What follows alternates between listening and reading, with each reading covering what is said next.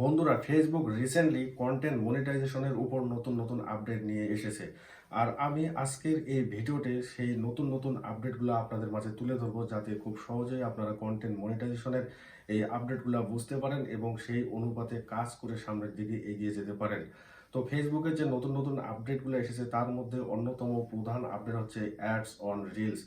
তো আপনারা দেখতে পাচ্ছেন এই অ্যাডস অন রিলসের মাঝখানে যে লেখাটি আছে, পূর্বে কিন্তু এই জায়গায় লেখা থাকতো ইনভাইটেশন অনলি, কিন্তু বর্তমানে আপনারা যে লেখাটি দেখতে পাচ্ছেন এই লেখাটি শুধু অ্যাডস অন রিলসের ক্ষেত্রে না, বোনাস এবং ইনস্ট্রিম অ্যাডসের ক্ষেত্রেও কিন্তু আপনারা সেম লেখাটি দেখতে পাচ্ছেন।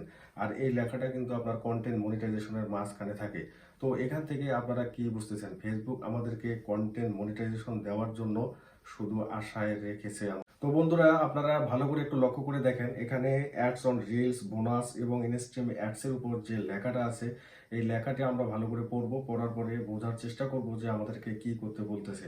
তো আপনারা ভালো করে লক্ষ্য করে দেখেন, এখানে লেখা আছে earn money from Facebook for all your well performing eligible content. অর্থাৎ ফেসবুকের যে সমস্ত এলিজিবল কন্টেন্ট আছে এখান থেকে আপনি ইনকাম করতে পারবেন। আর এই সমস্ত কন্টেন্ট বলতে বোঝায় আপনার রিলস ভিডিও, আপনার লং ভিডিও, ফটোস, টেক্সট, এমনকি আপনার স্টোরি থেকেও আপনি ইনকাম করতে পারবেন। তবে অবশ্যই আপনাকে এই সমস্ত ভিডিও, ফটোস এবং টেক্সটগুলো ফেসবুকের কমিউনিটি গাইডলাইনের মধ্যে যাতে পড়ে তাই আপনাকে অবশ্যই মনে রাখতে হবে, এবং অবশ্যই আপনি ফেসবুকের রুলস অ্যান্ড রেগুলেশন ফলো করে এই সমস্ত ভিডিও, রিলস এবং টেক্সট আপলোড করবেন, তবেই কিন্তু আপনি এখান থেকে ইনকাম করতে পারবেন। আর কন্টেন্ট মনিটাইজেশনের এই আপডেটটি হচ্ছে বর্তমানে আপনার অ্যাডস অন রিলস, বোনাস এবং ইনস্ট্রিম অ্যাডস এই তিনটা টুলসকে একত্রে করে একটি টুলসে কনভার্ট করতে যাচ্ছে, আর যার নাম হচ্ছে কন্টেন্ট মনিটাইজেশন সেটআপ।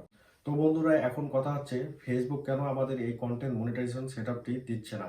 তো বর্তমানে আপনি যদি একটি গড় হিসাব করে দেখেন যে 10% কন্টেন্ট ক্রিয়েটর অলরেডি এই কন্টেন্ট মনিটাইজেশন সেটআপটি পেয়ে গেছে, আর বর্তমানে 90% কন্টেন্ট ক্রিয়েটর কিন্তু এখন পর্যন্ত এই মনিটাইজেশন সেটআপটি পায়নি।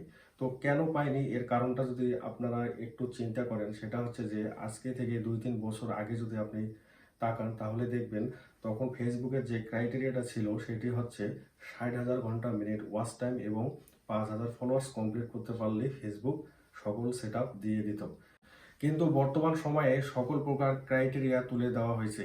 এর কারণটা হচ্ছে যে আগেরকার দিনে 5,000 ফলোয়ার্স এবং 60,000 ঘন্টা মিনিট ওয়াচ টাইম করা অনেকটা টাফ ছিল, কারণ ওই সময়ে ফেসবুক ব্যবহারকারীর সংখ্যাও কম ছিল এবং কন্টেন্ট ক্রিয়েটরের সংখ্যাও কম ছিল, যার কারণে এই ক্রাইটেরিয়া কমপ্লিট করতে কারো 1 বছরেরও বেশি সময় লাগতো, আবার কারো কারো ক্ষেত্রে 5-7 মাসের মধ্যে কমপ্লিট হয়ে যেত।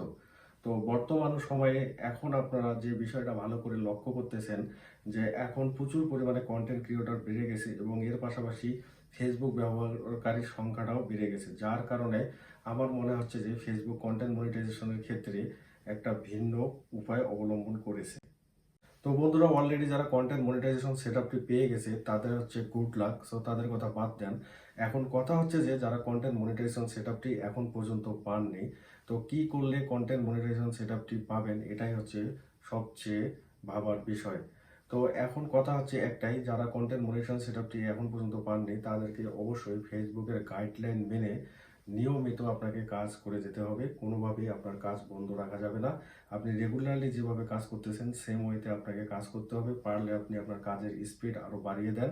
এভাবেই কিন্তু আপনি লাগাতার কাজ করতে থাকলে অবশ্যই একটা সময়ে ফেসবুকের নজরে আসবেন, এবং ফেসবুকের নজরে আসলেও অবশ্যই আপনি কন্টেন্ট মনিটাইজেশন সেটআপটি পেয়ে যাবেন।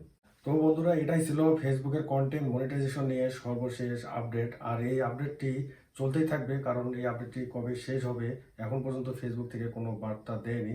তো অবশ্যই আপনারা আপনাদের নিয়ম মেনে কাজ করে যান, আশা করি সবাই সফলতা পাবেন। সো বন্ধুরা, আজকের ভিডিওটা এই পর্যন্ত। সবাই ভালো থাকবেন, সুস্থ থাকবেন। আবার দেখা হবে নতুন কোনো ভিডিওতে। আপনাদের সবাইকে অনেক অনেক ধন্যবাদ।